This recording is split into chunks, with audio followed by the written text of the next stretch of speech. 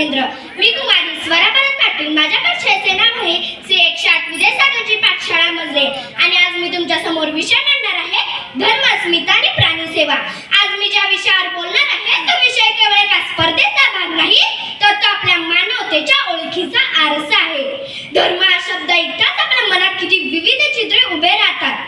मंदिरातली घंटानाद, मस्जिदीतील अजान, चर्चमधील प्रार्थना व गुरुद्वारांचा कीर्तन. पण श्रावक हो, धर्म म्हणजे फक्त पूजा किंवा विधी नव्हे, तर धर्म म्हणजे कर्तव्य, दया आणि सद्वर्तन. आता तुम्ही म्हणाल धर्म म्हणजे तर असे, परंतु अस्मिता म्हणजे काय? तर ती म्हणजे आपली ओळख, आपल्या अस्तित्वाची जाणीव. आणि धर्मस्मिता म्हणजे धर्माशी असलेल्या अंतःकरणाची ओळख, जी आपल्याला सांगते की खरा धर्म तो जो सर्व जीवांवर प्रेम करतो, सेवा करतो आणि अहिंसेचा मार्ग दाखवितो. आणि ही धर्मस्मिता जपणारा आपला एकमेव जैन धर्म महान आहे. आपल्या धर्मात प्राणी व त्यांची सेवा या दोन गोष्टीला फार महत्त्व आहे. आपल्या धर्मात आपण शिकतो की कोणताही छोटा मोठा जीव असो, आपण त्याला दुखवणे म्हणजे खूप मोठे पाप आहे. म्हणूनच आपले साधू संत हातात पिंची घेऊन आपल्या पायाखाली एखादा जीव येऊन मरू नये यासाठी प्रयत्न करत असतात. प्राणीसेवा म्हणजे फक्त एखाद्या कुत्र्याला भाकरी देणे नव्हे, तर प्रत्येक सजीवाच्या अस्तित्वाचा आदर करणे होय. संवेदना, दया, जिवंत प्राण्याविषयी करुणा ठेवणे हेच खरे प्राणीसेवा करण्याचे लक्षण आहे.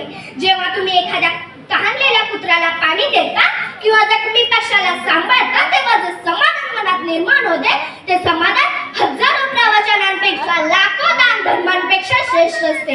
हेच धर्माचं खरं समाधान आहे. देवाच्या मूर्तीसमोर नव्हे, तर जिवंत प्राण्याच्या डोळ्यात तुम्हाला देव दिसतो.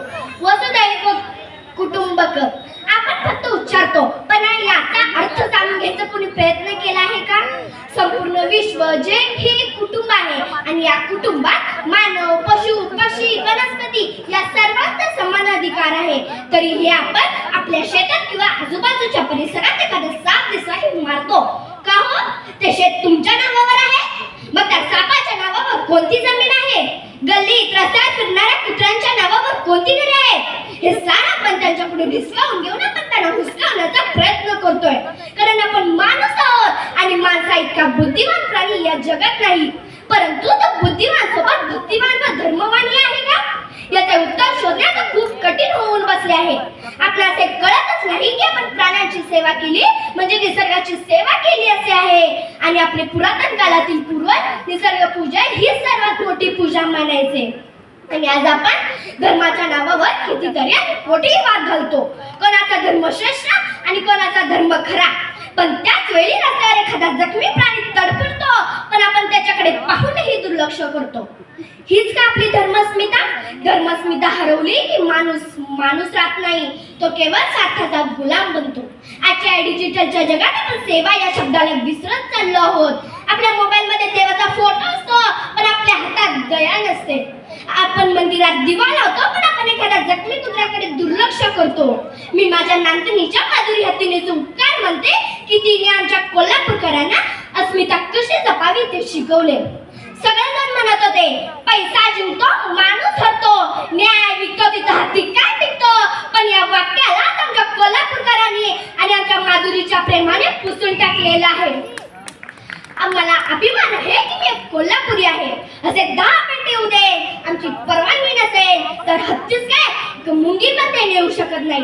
याला म्हणायचे धर्मस्मिता, प्राण्यांवरचं प्रेम. त्या अंबानी व पेट्याला पुन्हा कोणताही प्राणी बघितला की आमचा जैन अर्चन धर्मियांचा संताप आठवला. अशी असते प्राणीसेवा.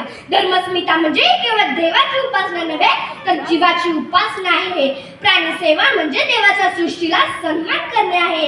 आज जगाला गरज आहे ती धार्मिकतेची नव्हे, तर दयाळूपणाच्या धर्माची.